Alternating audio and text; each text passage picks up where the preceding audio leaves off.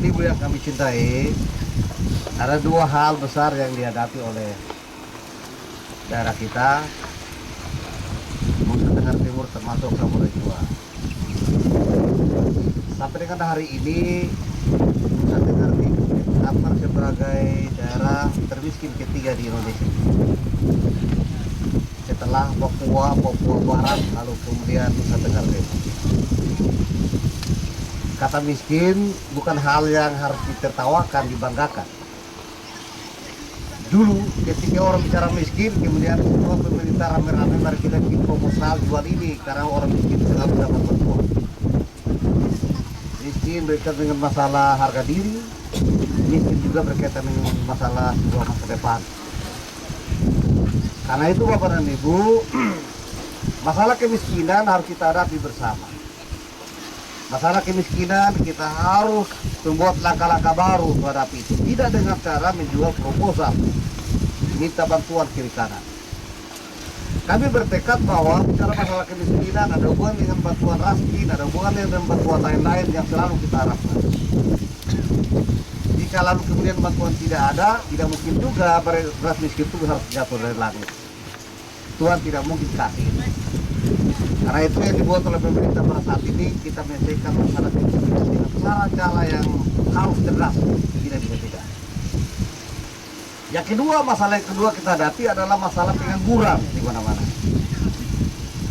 Banyak orang barana melahirkan anaknya, bertumbuh bersama alam, bertumbuh bersama embun pagi, lalu kemudian dibiarkan dia begitu. Tumbuh menjadi besar, lalu kemudian mereka menganggur.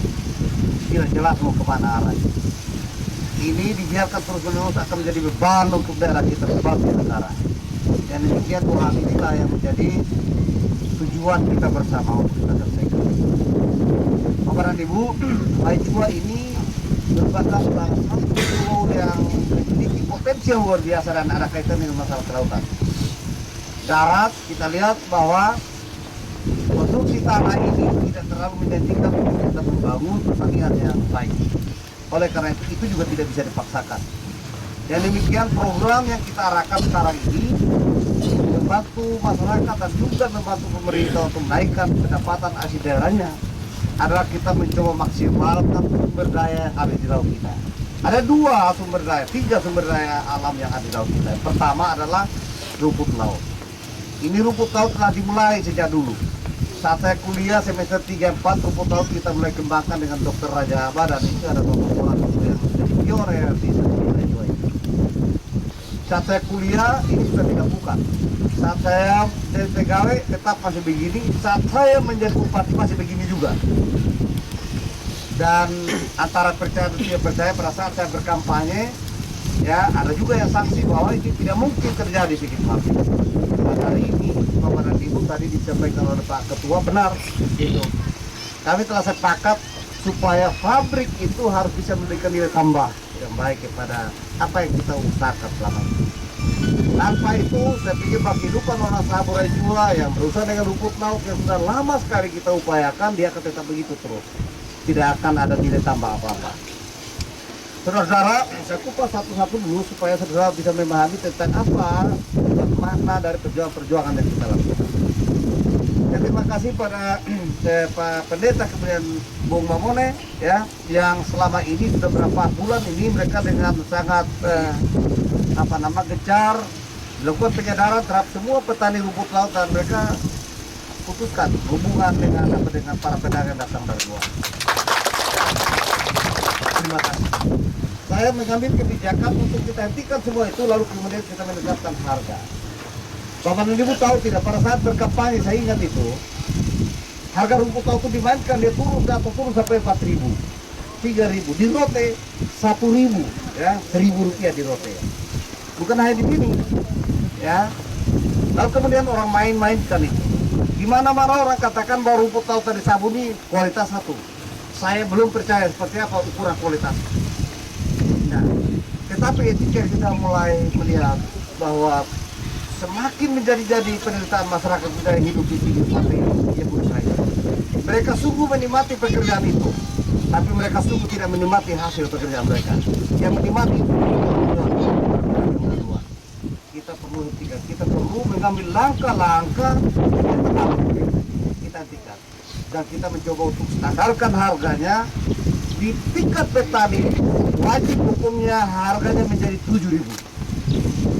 Nanti karena rejua ini butuh transportasi, butuh pembersihan dan lain-lain, di dalam pengumpul itu nanti di pabrik kita terima dengan 8,5 kalau dari rejua ini.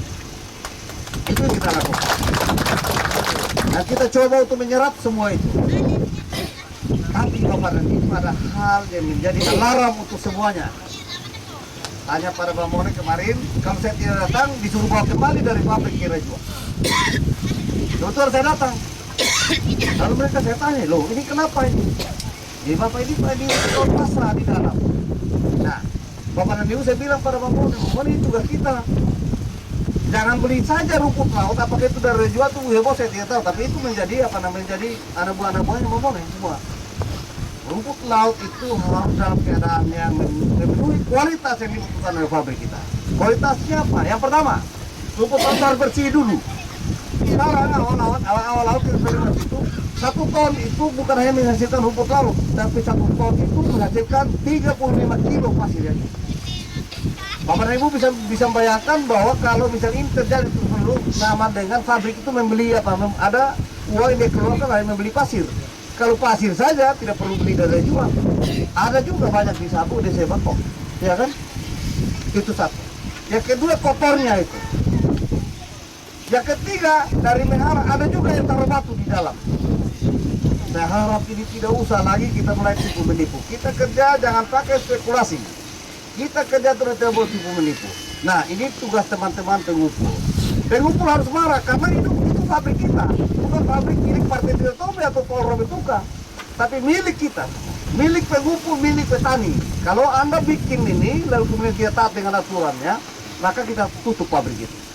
Ketika tutup pabrik itu, Anda akan kembali pada kehidupan masa lalu yang selalu ditekan oleh para pedagang. Saya minta mulai dari sekarang ini, Pak Camat, kemudian Lurah, Kepala Desa masuk keluar ke sana. Nanti tahun 2013 itu 17 ini kami akan adakan lagi waring-waring supaya nanti tempat hiburan jelas. Supaya ini kita mulai perhatikan dari hulu hilir. Ya, ini usaha hulu hilir yang sementara kita perhatikan.